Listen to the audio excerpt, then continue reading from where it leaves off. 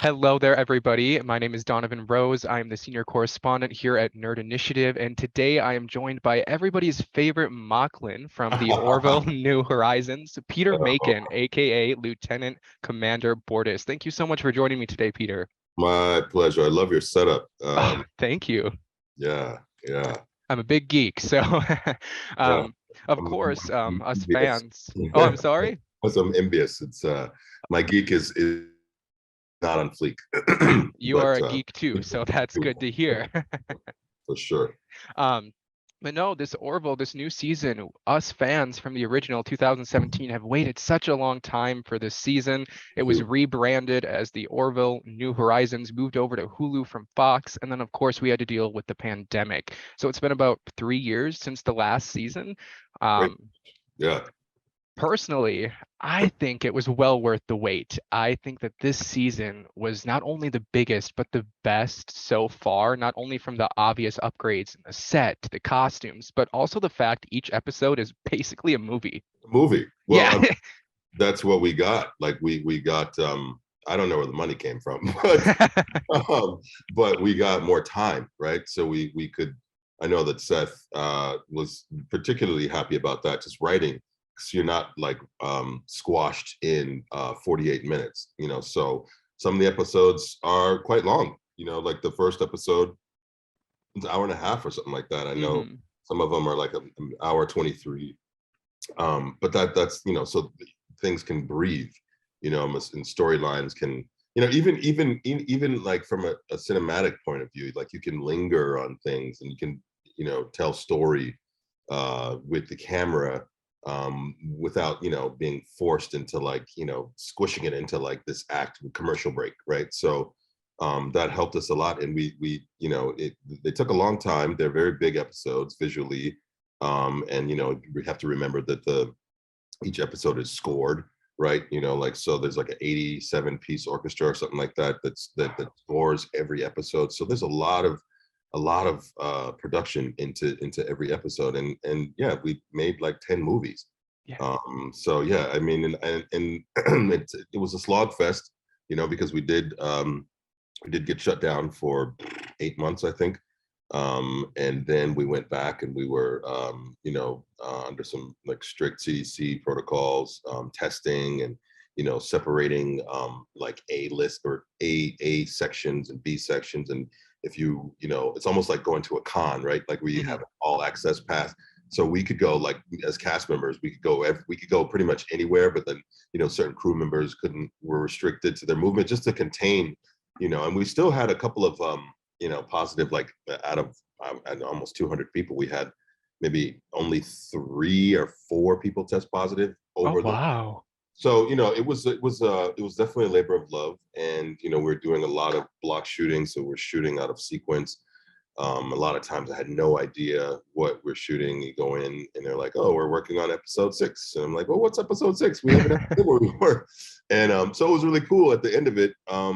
You know, and I just finished watching the last episode, I think Thursday, Hmm. and there were surprises for me, because I'm like, oh wow, I didn't know that they shot that, or I forgot that we shot this, or so I was like able to be a fanboy, like myself while watching it, and it was a lot of fun. And now it's kind of like Christmas. It's like, oh man, now it's over. So now we just have reruns.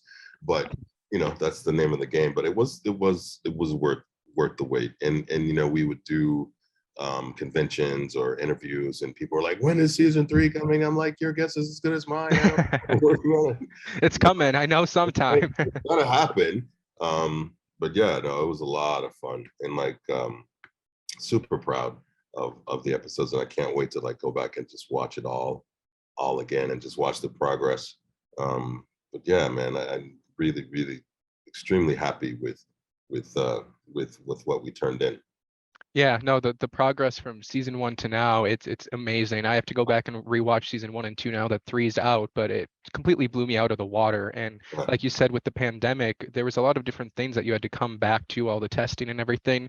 Was there any challenges that you had to face coming back this season, or was it pretty easy to kind of get back Oh, into character and oh, flow with the new well, production? technically, I mean, well, Yeah, I mean, it was I don't know. I mean, it was a big span of time to come back to, like, for continuity. I mean, I know that there were I want to say A Tale of Two Topas. No, like yeah, maybe A Tale of Two Topas or Midnight Blue, one of the two, where we had started we started shooting parts of the episode before February, right? And then we had to come back in like December or January, and technically we had to line everything up. I mean, it was pretty painstaking and pretty tedious to, like, okay, move your shoulder down an inch, and then step back on your right foot like 2 inches, and then like move your hips, just so it all lined up. And it was pretty seamless, thanks to like the brilliance of our crew. But that was a huge hurdle, and like makeup challenges and getting consistency with, I personally was like, I see the difference, but like, that's just because that's just my eye. But and then, yeah, I mean, people grew, you know what I mean? There were some pounds added here and there, or like, but yeah, like it was really challenging to get everything uh, lined up so that they could photograph seamlessly. I'm sure they fixed a lot of stuff in post, but yeah, it was wasn't easy, and it was fun. Don't get me wrong, but it was. I'm like, wow, this is what this is like. Try to open up a can of paint and start painting a wall, and then leave it for a year, and then come back and try to match it all. So but at the end of the day, everybody really wanted it to be what it was. And I think what we turned in, and what the episodes wound up being, was worth every bit of just painstaking, tedious attention to detail. And that's the credit to Seth, because his brain is just, I don't even understand it. I Does mean, anybody understand the brain of Seth MacFarlane? I swear to God, he's a robot. I he, swear. he is Isaac. No. Yeah, no, I think he really is. I thought I caught him changing a battery one day. But no, that's crazy. I didn't even think about that. I mean, obviously I knew that production had stopped, but I didn't even think that you had filmed some certain scenes from an episode and then you had to go back, months later and Yeah, finish it or everything. That is crazy. And yeah, you can't tell, everything is completely seamless in the yeah, show. So props to the production on yeah, for sure. everything that they did. Wow, Yeah, beautiful. yeah. But you mentioned makeup, so that was actually my next question. Bortus, that is practical prosthetics and makeup. It's not CGI, right? No, it's and hats off to KMB Effects. Shout out Howard Berger and those the gang, because it was very much like creating a sculpture, the same sculpture, every day, and I had to learn how to help, like Garrett Emmel, Tammy Lane, like my makeup artists, had to help. I had to sort of help them put it on me. Like, for instance, like I had to know when to flare my nostrils and hold my nostrils for like 5-10 seconds, so that the glue would set, and then I could, you know, um, relax my nostrils so that the glue dried while my nostrils were expanded, so that small little tiny technical things like that will just sort of give the whole the magic away. If and if if the glue is not sticking right here, they have to follow me around all day and keep doing this to me. Like, Oh. but just technically it was and then and then also then the applying of the paint, right? So it's like, so you're making a sculpture and a painting the same every day, and it has to be consistent. And if it's not, everyone will know. And if you miss it, then it's like, oh, then they have to spend all this money in post color correcting. And so you really want to try to save every department the pain of extra work, let alone money. But so yeah, I mean, and that's what we got into, this zen spot, and then that got interrupted, right? So then, like, we had to go back in and come in. I came in a couple of times to do some tests, just to get like back into the flow of it, so that once we're up and running, like we can still stay at that hour and a half that they got it, the application down to, Oh so, wow, you know, that's pretty quick for that. yeah. I mean, it started off, it was like 4 hours, right? Oh, And then, but then, eventually we learned how to put it on, and I learned how to help them. Well, they learned how to put it on. I learned how to help them put it on. And, we were jamming at an hour and a half, but then we had wow. that big break. We had to come back in and sort of recalibrate, reset, and, get back into that flow, so that, like, I didn't need to be there 4 hours early, which would be like, 2 o'clock in the morning. So like, had to get there, and then my normal 5 or 6 a.m. And it just, we were able to keep the flow up. But I mean, all these things, tiny little things, like, went into the larger scheme of things, so that's what was really cool about working in like a hive mind, you know what I mean, almost like the Borg, right? Like, it's like this way of getting everything done efficiently, because there was so much to do, right? So like, if anything, fell apart, like, that's just time on the back end. And sometimes those days were, my average days were 12 to 15 hours a day, and if there's anything that goes wrong, then that's a 16-hour day or a 17-hour day, what I mean, turn around. So, rest is important, and yeah. So I mean, it was cool. It was, it was like being a part of, like, I don't know, I can go down the road of metaphors, but like, it was just exceptionally, felt great to be a part of, like, just to be like a cog in a wheel of a large machine. You know what I mean? Right. No, but Bortus, I don't want to say he's beautiful, because he's not beautiful. He's visually stunning. That You can say that's that. his everything that they did with him. They do an excellent job. He looks like an alien, and so does your husband, Yeah, Clyden. So they yeah, both very good job on doing the Mocklins. But Bortus, ever since the beginning, has been one of my favorite characters. I've always liked the stories of the Mocklins and learning yeah. more about them.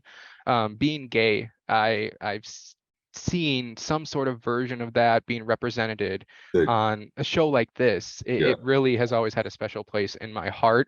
yeah, But this season especially, Bortus quickly became my absolute favorite character. Oh my gosh, I'm gonna get emotional. The love that he had for Topa, yeah, and just wanting to do right by his daughter, no yeah, matter what his morals, his upbringing, yeah, and even his own husband yeah, thought. He just yeah, wanted to do right by Topa. yeah, And that really made me have a deeper admiration for Bortus. And I really think that a lot of LGBT kids would like a father like Bortus, who yeah, is really wants what's best for them.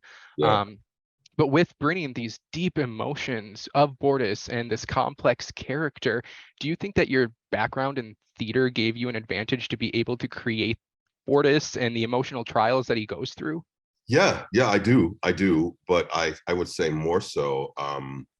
We have two boys. They're 4 and 6 years old, and in this world of, as a parent, I'm like, I know how dark the world can be, and but I also know how light it can be, and I feel like my mission, which is mission critical, and my job as a father, as a parent, as a partner, raising like these innocents, is to shield, not shield them, but protect them from inside. Because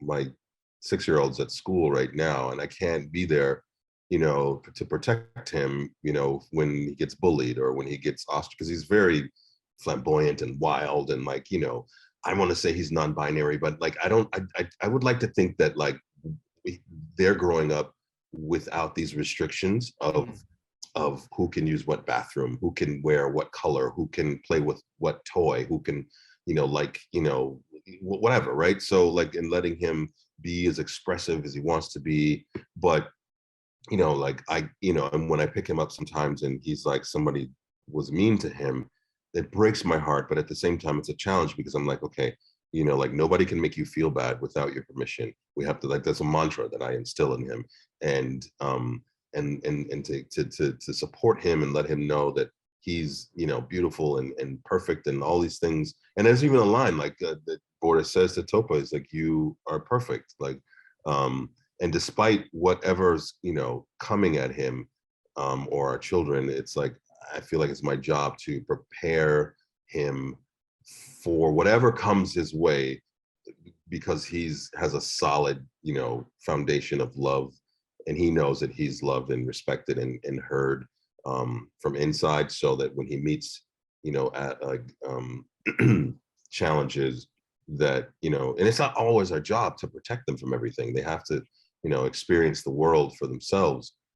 So, you know, like, I think that that's just a telltale sign of great writing, to take all of these things, like you're an alien, you lay eggs, you're a single sex species, you know, like you've sort of, you know, gone AWOL from your planet, you don't necessarily agree, you're not a conformist, you know, you have like this crazy look to you, but at the end of the day, there's a universal through line, which is, you know, take care of, you know, your child, regardless of what's going on. So, you know, when we're in these space battles, you know, I'm on the bridge, and I'm, you know, calibrating this and that, working and keeping deflectors going and all this stuff.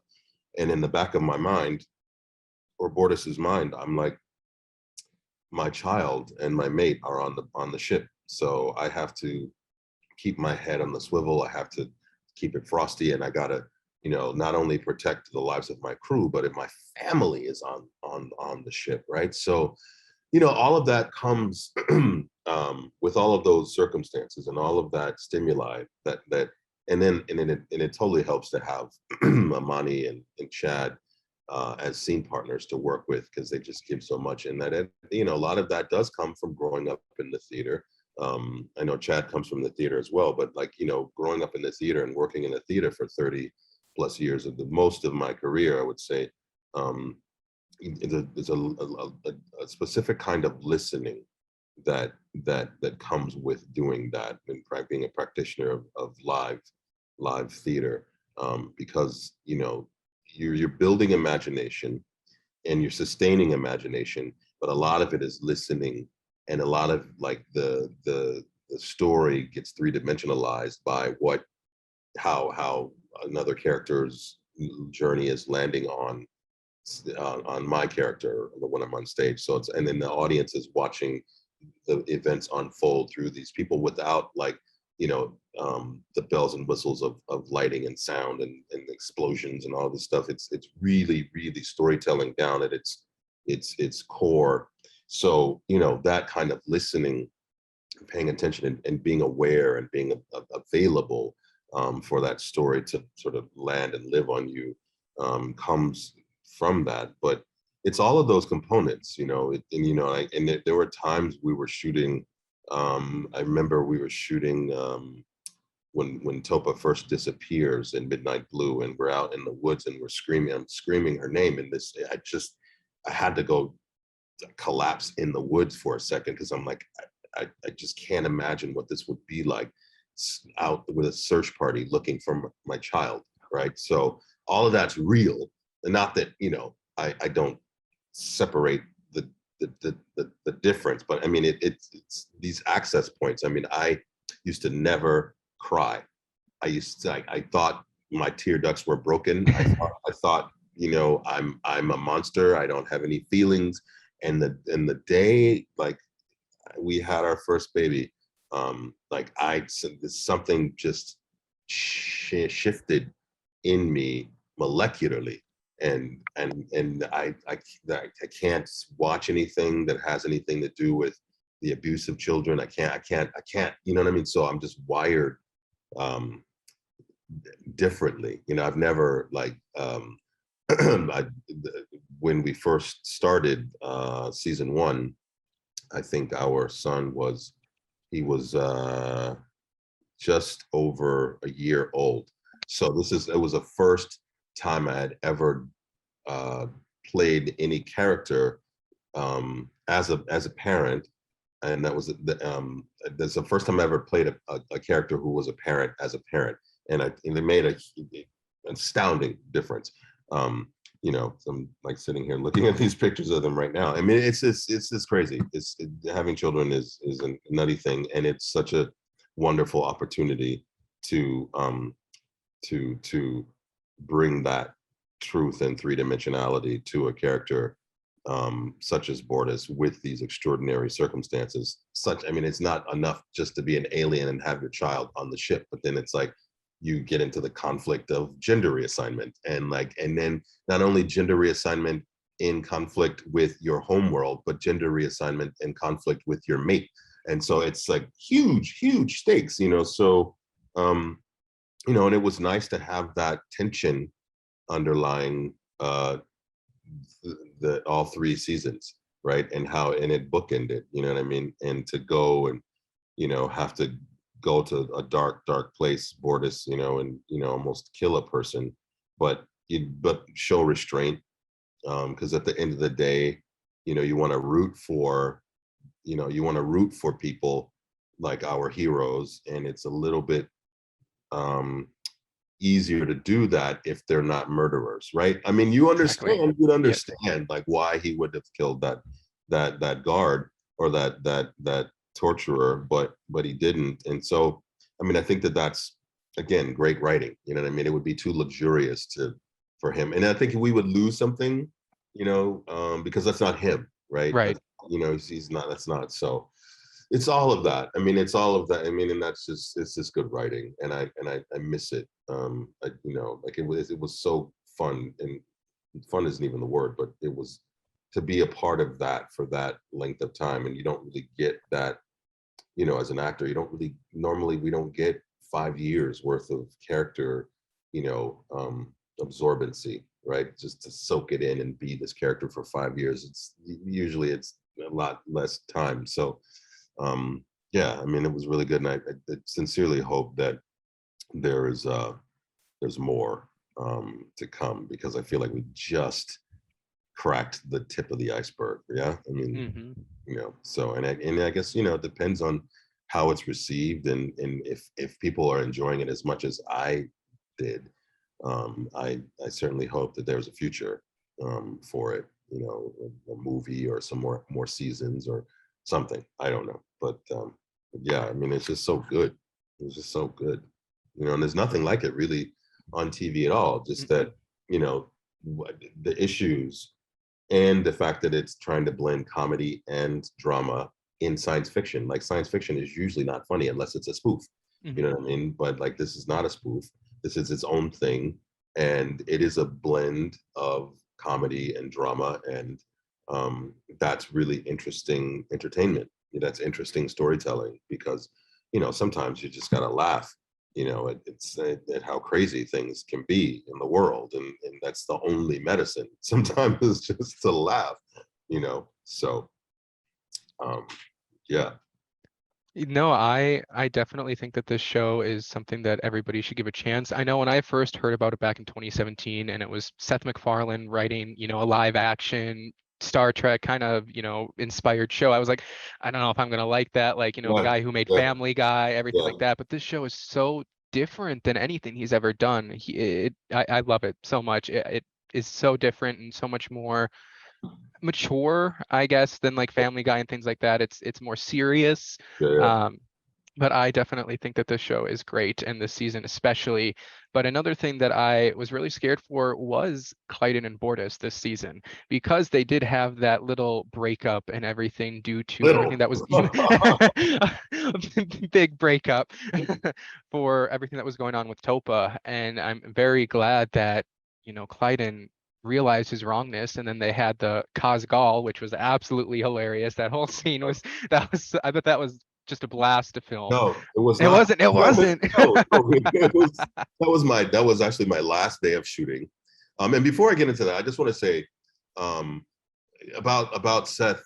Like, I have to give it to him as an artist, right? So like, he, Family Guy was 2 decades ago. Like, he was 22, 23 when that happened, and it got canceled, and then the fans brought it back, and so then it had like this wild success, and he was not stuck, but he was in that lane for a very long time, and then American Dad, which is sort of a lateral move from Family Guy, and then Ted, and then like A Million Things to Do in the West. Like, is that the title? I might A Million Ways to Die in the Million West. Ways to Die. Yep. A Million Things to Do in the West. When that's different.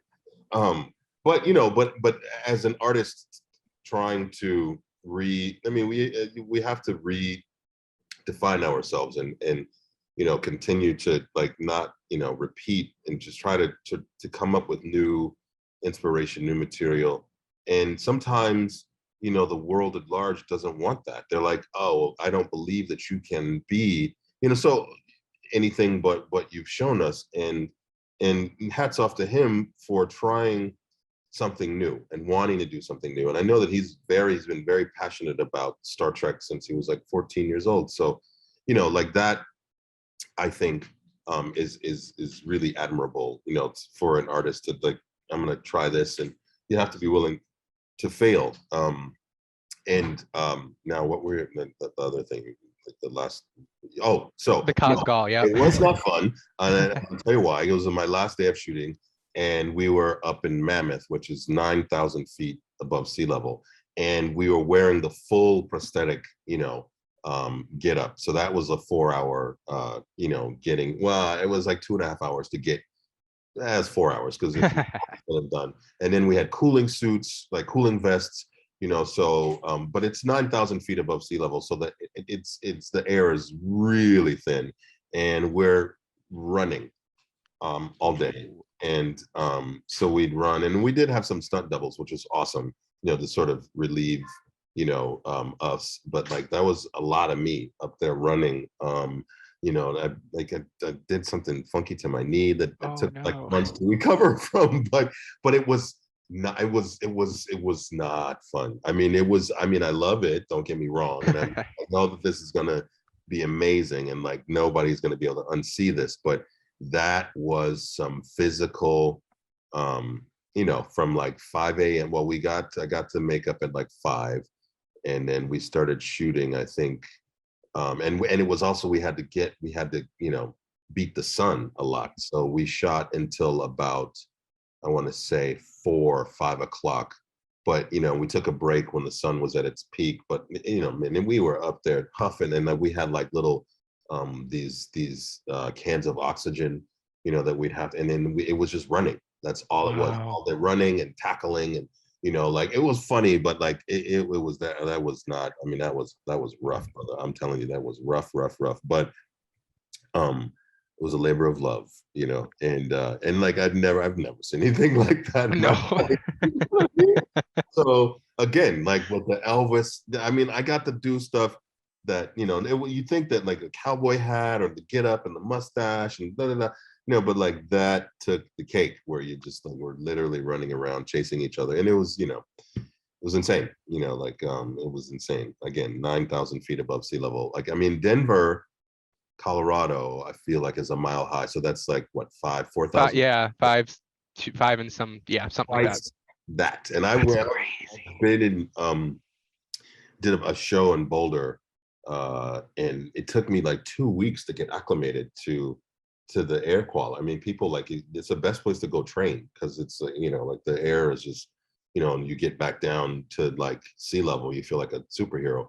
But yeah, that was I don't mind saying that was not easy. But it wouldn't, of course, it was the very last day of shooting for 4.5 years, and I'm like, oh, thanks, here you go, you're welcome. But yeah, man. I love, people are still texting me. They're like, oh my God, what did you do? What is this? And I'm like, I told you. Like, but man, like, and if we did that, I'm just like wondering what the hell else could we come up with? And that's, Seth's brain. So as long as he doesn't have Clyden and Bortus break up again, so you have to redo this ceremony. Yeah, no, like that's, we've done that, and I feel that chapter is like written and read, and so I'd like to see what happens moving forward with, because now Mockless is expelled from the Union, so that means like not Isaac is like, well, now Isaac is reunited with the Kalon, but for a long time Isaac was isolated as this being like with no connectivity to his home world, and now Bortus, Clyden, and Topa are in that same boat. So I'd like to see what, because there's conflict right there. So I'd like to see what happens to them, in relationship to their home world, because that sucks, Yeah. to be in that position. I mean, and then of course, Topa's probably going to start dating, and like all these things, what I mean? Like there's all this, there's other kinds of conflict. And if Clyden and Bortus are now a unified front, well earned. I mean, he did try to kill me, but that's in the past. It's fine. We're good. Although, like I have to say, and I don't know, I have to go back and watch it again, but like I feel like what we shot and the way that we shot it when Clyden comes back, there was like I feel like a little bit of my footage got wound up on the editing room floor, but just in terms of storytelling, because they cut, like the way that they shot, Clyden and Topa bedside, and I was in the periphery, I was kind of back there, and like there was a camera on me, and just watching, him, Bortus, take that all in, and hear Topa say to Clyden, I love you, and all, and then like in Bortus felt really abandoned by Clyden, and so there was some stuff in there that told the story, because it wasn't like, oh, you're back, yay, welcome home, honey, it wasn't that. So I have to go back and look at it, and I'm sure Tom Constantino, like our editor, got all of that in there, but I know all that was going on while they were having that scene. So, and it was because it wasn't just like, oh great, you're back, thanks, I'm so happy. I don't even know in the moment that he was happy that he was back. I mean, he was happy for Topa, but like I don't know if it's like there's it's very conflicting emotions. So but that's just great writing. So we'll see. We'll see. I mean, it's just sad that there's not more episodes to watch. I know, and hopefully, if there is future, we don't have to wait another 3 years. But this season did kind of scare me at the end, because almost everyone seemed to kind of end happily. We had Bortus and Clyden get back together. We had Claire and Isaac marrying, and then Ed and oh my gosh, well, I Kelly, can't. Yeah, Kelly.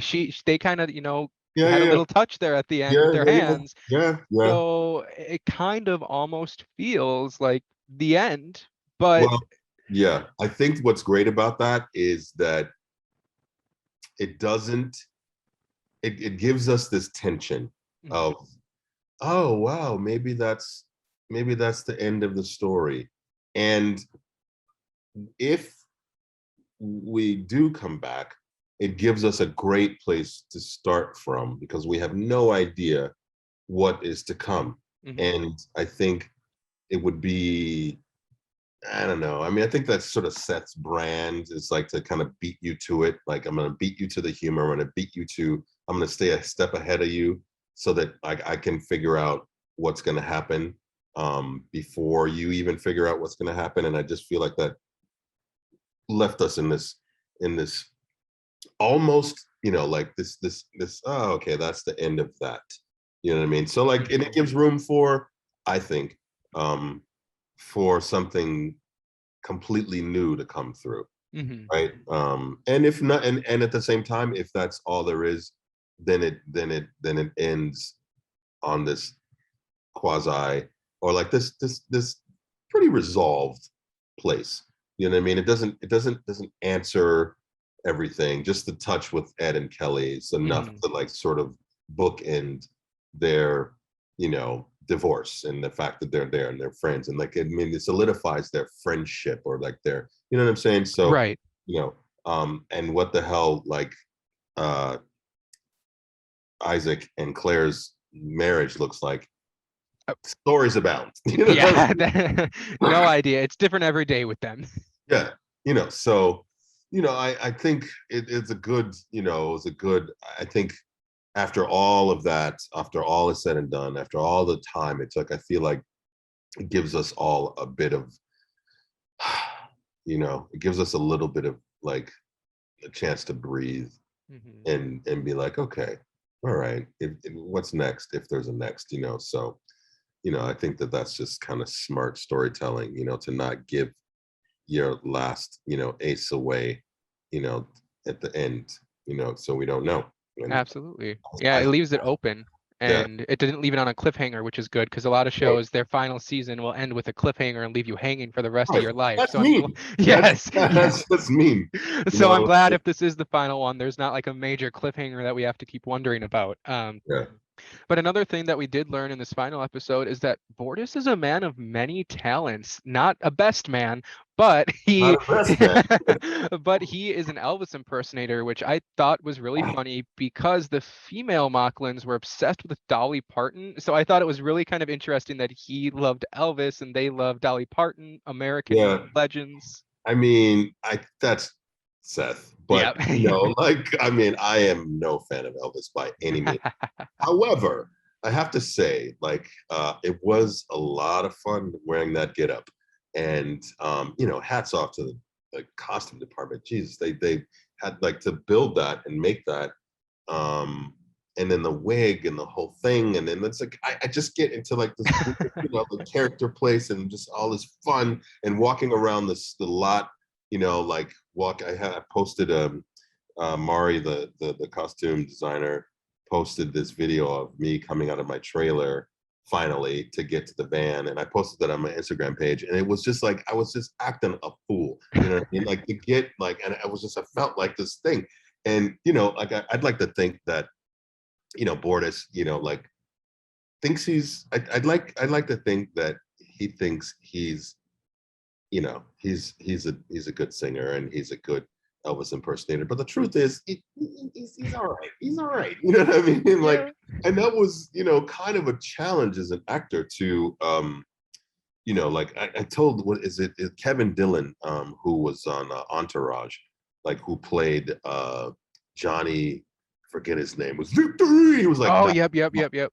not the like the smartest tool in the shed, but that's like, I love you.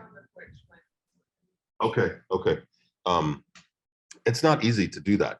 To play like not so smart, and it's not easy to play uh not so great. I mean, it's like it wouldn't make sense if, because when I trained the Nature Boy song, or like when I was learning it, I was practicing the Nat King Cole rendition, and it was very trilly and jazzy, and I'm like, that's probably out of Bortus's range. He probably just went into like the simulator and studied, like opera singers and stuff like that. So it's very stiff and stilted. So I had to like make that, you know, distinction between someone who is a good singer and someone who learned kind of how to sing in his off time for like the past month. You know what I mean? Like, Right, right. and just the impersonation of Elvis, just all of the sort of two-dimensional things, just to lend itself to the character of not being so great.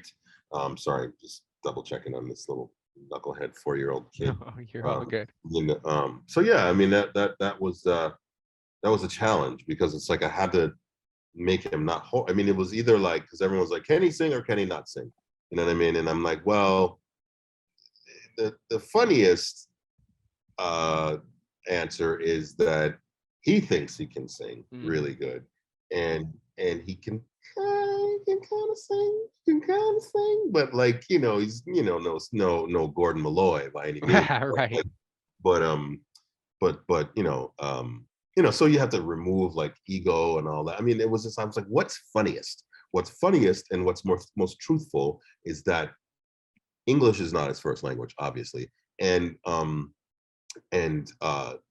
this is a foreign thing, so it's like it'd be like going to um you know I don't know, um China, and doing Chinese karaoke, Oh, right? yeah. So it's Nope. like, you know what I mean? So it's kind of be like that, where it's like, I mean, I could, no matter how good you are, you're just not, I don't know. So, and I thought that was the richest um choice, so yeah, I mean, and like, I think that in like that, I think it was season 2, when they're in the Bortus and Clyde are in like the nightclub, and I'm like the whole Mocklin dancing was just like, oh, man, this is the weirdest rave I've ever been to. You know what I mean? So yeah, it's good stuff, and it's just so much fun. Like when I read a script and I'm like, really? Oh, really? I'm gonna dress up in like a 17th century duelist, or like Adam Ant or like, or like the cowboy hat. They had to make this cowboy hat, like it's, or like I'm surprised he wasn't like in like a leather bar, but or the mustache, or, that kind of stuff. So I just like, this is so much fun to get to do. Even if I weren't wearing an alien costume, you know what I mean? It's just fun to play dress up like that. But on top of, there was one season or episode that it got cut, but like Bortus and Clyde play golf. Oh gosh. Oh, golf get up, you know what I mean? And this is ridiculous, I mean, it's absolutely ridiculous. So but yeah, it's good stuff. No, yeah, it was fun to see. I love to see more of Bortus because he is kind of, I mean, he's not a robot like Isaac, but you don't really see too many emotions from him a lot unless, and to see him kind of be a fun little Elvis impersonator, it was fun to see a different person, a side of him. But I mean, it's very serious. That's the thing. That's what's funny. It's like, I don't like this, like, be quiet. I'm gonna do my impersonation now. Exactly. It's not fun for him per se, but it's like a very serious matter, and like that's funny. Yes, it was definitely in the line of Bortus. Like, it was fun. It was supposed to be fun, but it was like a mission for him to do it. Absolutely. Like exactly. Yeah. And that's what's fun. But I was a little skeptical going into this when I heard that Hulu was picking it up, because a lot of Hulu shows are hit or miss. And I was scared to see them take something that I love and what they were going to do with it. But like I said, I was completely blown out of the water from episode 1 to 10. I think that this season is miles ahead from the other ones, which I didn't even think was possible, because the other ones were so great in themselves. And I think that a lot of people who aren't watching this show are missing out on so much, especially this season, because there's so many things that strongly deal with everything that's going on in the world currently. So I think a lot of people would be able to relate to the show itself if they gave it a chance. So my final question is, what would you tell somebody who hasn't watched the show yet, but they're skeptical? What would you tell them to make them watch it? Well, I mean, I guess I'd have to ask, like, why they are skeptical. You know what I mean? Like, do you like science fiction? Do you like what do you, and to give it a shot. I mean, to give it a chance to. Sorry, I'm gonna try to fix this. So yeah, so that because it is unique. I mean, and that's it. Like, I'm not one to try to convince people of anything. You know what I mean? And I'd say that it's the quality of the show. Whether you like, I mean, I know a lot of people are watch the show that don't like science fiction at all. I mean, like a lot of my relatives, you know what I mean? So they it's worth having a look at, because it's like, hey buddy. Hi.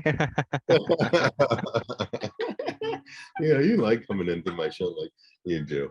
So yeah, I mean, it operates differently than most shows do. So, I mean, if you're skeptical, I mean, he can't really, you can't make anybody do anything, right? So, that's